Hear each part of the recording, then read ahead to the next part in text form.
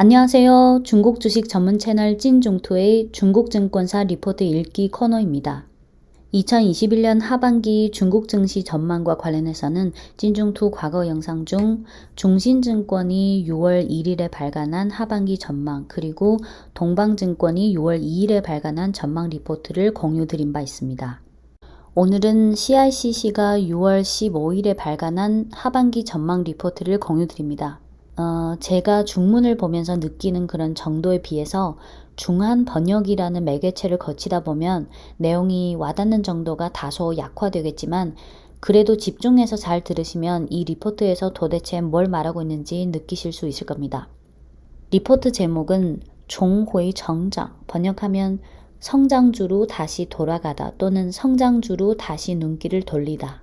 분량이 50페이지가 넘는데요. 시간 관계로 첫 페이지 요약 부분만 번역할게요. 총 5개 단락인데, 첫 단락은 요약, 둘째 단락은 경제, 셋째 단락은 유동성, 넷째 단락은 자산 배분 전략, 마지막 5번째 단락은 업종 배분입니다. 시작할게요. 첫 단락 소제목은 성장주로 다시 돌아가다. 내용은 다음과 같습니다.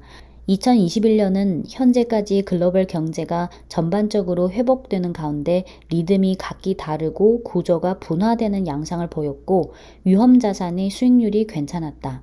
중국 증시는 작년에 글로벌 증시를 앞섰고 올해는 상대적으로 뒤처졌다. 성장성, 밸류에이션, 정책 및 해외 시장 등 요인들을 종합적으로 고려했을 때 하반기 중국 증시에 대해 전반적으로 중립적, 구조적으로는 낙관적이라고 판단하고, 지수를 경시하고 구조를 중요시하며 성장주를 선호할 것을 건의한다. 증시는 상반기에 안정을 취한 후 다시 산업 업그레이드와 소비 업그레이드 등 신경제라는 큰 추세를 중요시하게 될 것이라 판단한다. 둘째 단락 소제목은 하반기 중국 경제는 성장성이 점차 둔화되면서 아마 코로나 이후의 뉴노멀 단계에 먼저 진입할 것이다. 이거 내용은 다음과 같습니다. 코로나의 충격으로 각국 경제와 증시는 대체로 선입 선출, 롱테일 퇴출이라는 특징을 시연하고 있다. 전체적인 경기가 회복하고 있는 가운데 리듬이 각기 다르고 구조가 분화된다는 점이 계속해서 하반기 자산 가격을 좌우하는 큰 배경이 될 것이다. 글로벌 시장에서 중국은 우선적으로 코로나 이후에 경기 회복하고 정책 퇴출을 하고 있는 나라이므로 코로나 이후의 뉴노멀 단계에도 우선적으로 진입할 것이다. 주요 선진국들은 하반기에 경기가 계속해서 회복하면서 정책 퇴출에 대한 논의도 시야에 들어오기 시작했다. 한편 일부 신흥국들은 여전히 코로나와 싸우면서 경기 회복하는 과정에 있다. 코로나 이후의 특수한 회복 구조는 인플레이션과 디플레이션 우려를 가져다 줬다. 동시에 코로나가 가져다 준 큰 시험은 지역, 단체, 산업 등 측면의 분화를 심화시켰고, 수요 등 측면에도 심각한 영향을 미쳤다. 소득 기대 등 요인들의 영향으로 중국은 지금까지 소비 회복이 비교적 약했다. CICC 거시경제팀은 2021년 중국 GDP 성장률을 8.5%로 예상하고, 분기별 성장률은 각각 2분기 7.6%, 3분기 5.8%, 4분기 5.0%로 예상한다. 중국 A주의 전체 이익은 2021년 22.7% 성장할 것으로 예상하는데, 그중 금융산업의 이익 성장률은 10.1%, 비금융 분야의 성장률은 37%로 예상하며, 증가율은 분기마다 하락해서 2022년에는 5%에서 10% 구간으로 돌아갈 것으로 예상한다. 셋째 단락 소제목은 유동성 상대적으로 여유, 밸류에이션 구조 분화, 쌍반점, 물가, 신용사건, 코로나 반복 등은 리스크. 내용은 다음과 같습니다. 성장이 점차 하락하는 배경하에서 정책이 점차 느슨해질 거라는 기대가 조금씩 나오고 있어서 유동성은 점진적으로 상대적으로 여유로워질 것이다. 중국의 자본시장 생태계는 지금 기관화, 집중화, 상품화, 국제화 등으로 향하는 역사적인 전환을 겪고 있고, 주민들의 자산은 금융자산 배분을 점차 늘리고 있고, 해외 자금이 중국에 대한 투자를 점차 확대하고 있다는 요인들의 지탱, 그리고 신주 발행과 재융자, 리츠 출시, 보호예수 해제 등 요인들을 고려하면 증시의 유동성은 전체적으로 여전히 지탱력이 있다. 현재 증시에서 대형 우량주들의 밸류에이션이 과거 평균치에 근접하고 있지만 분화 현상이 비교적 심하다. 비록 상대적으로 높은 밸류에이션이 향후 기대 수익률을 낮출 가능성은 있지만 기관 투자자들이 우량주를 선호하는 특징에는 지속성이 있다는 점을 고려하면 밸류에이션의 분화 현상은 아마 펀더멘털과 유동성 측면의 지탱력이 있을 것으로 본다. 물가, 신용 관련 사건, 코로나 반복, 중미 관계 등 요인들은 잠재적인 리스크다. 넷째 단락 소제목은 자산 배분, 상점, 추세를 따르자이고 내용은 다음과 같습니다. 글로벌 코로나 이후 각국의 선입 선출, 롱테일 퇴출이라는 특징은 계속해서 자산 배분의 리듬에 영향을 미칠 것이다. 중국이 코로나 후의 뉴노멀 단계로 진입하면서 시장이 주목하는 점은 아마 인플레이션에서 성장의 지속 가능성으로 전환될 것이며 따라서 자산 배분에 있어서는 시크리컬, 즉 경기 민감주와 원자재를 점차 비중 축소하고 구조적인 투자 기회에 주목해야 할 것이다. 중국 증시는 전체적으로 비교적 중성적인 흐름을 보일 것이고 우량한 성장주에 포커스를 두고 타이밍을 봐서 채권 비중을 확대하는 것을 권한다.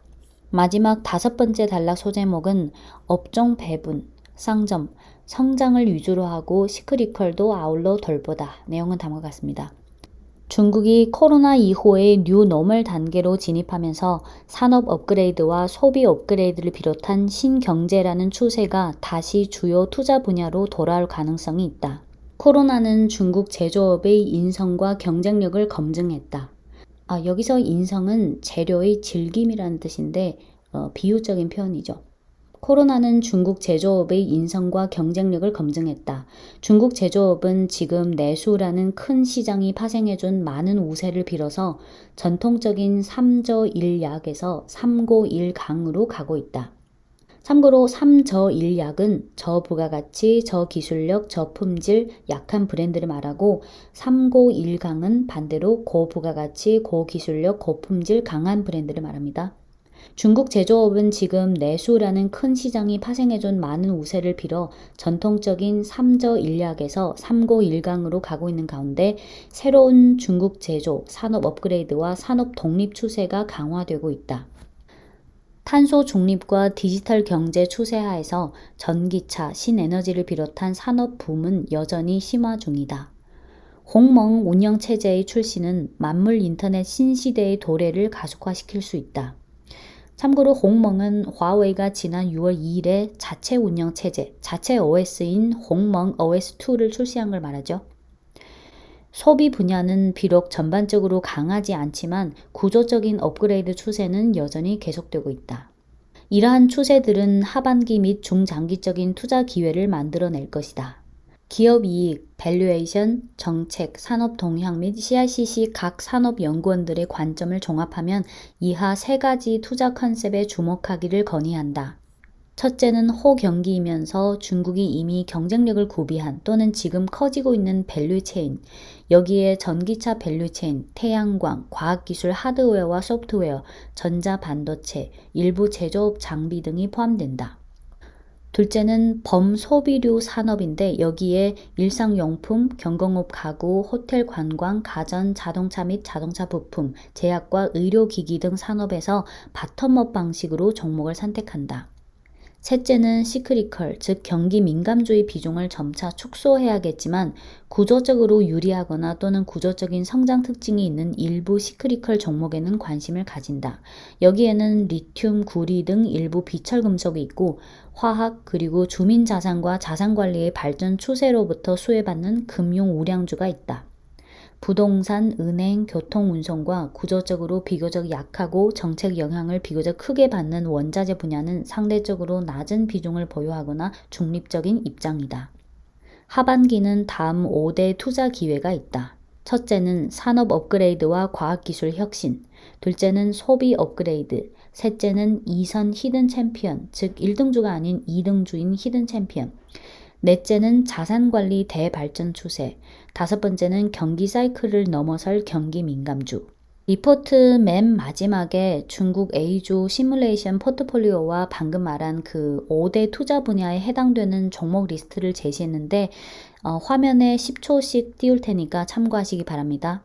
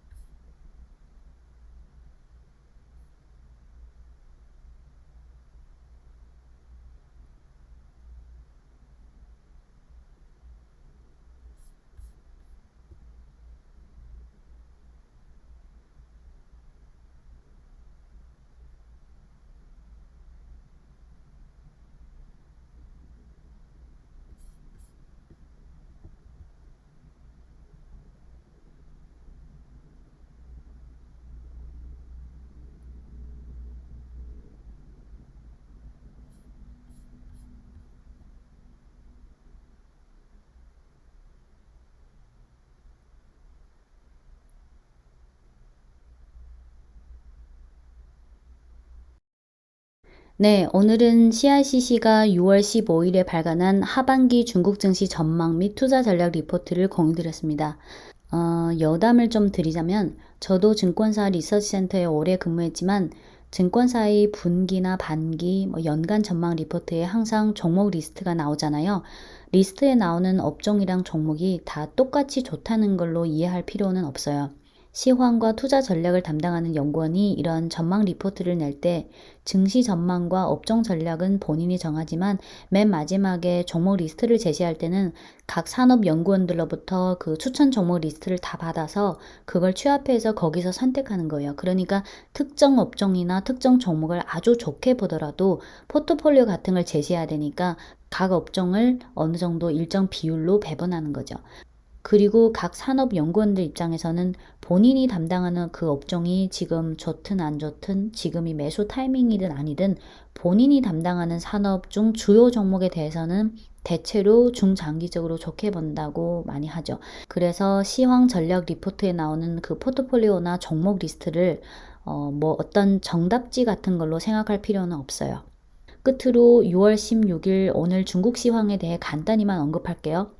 찐중투 6월 15일 중국 시황 영상을 보신 분들은 아마 16일 오늘의 하락을 어느 정도 짐작하셨을 텐데 오늘 상해종합지수 1.07% 하락, 심천성무지수 2.57% 하락, CSR 300지수 1.67% 하락, 심천창업한지수 4.18% 하락, 홍콩항생 0.70% 하락, 홍콩H지수 0.99% 하락 마감했습니다. 오늘 국내적으로는 5호에 발표된 5월 3대 실물 경제 지표 중 산업 생산은 컨센서스를 약간 상회했지만 전월치보다는 낮았고 내수 지표와 고정자산 투자는 컨센서스와 전월치보다 다 낮게 나왔어요. 대외적으로는 아시다시피 지금 미국 FOMC 정례회를 앞둔 그 대기 심리가 농후한 분위기죠. 네, 이상 찐중투였습니다.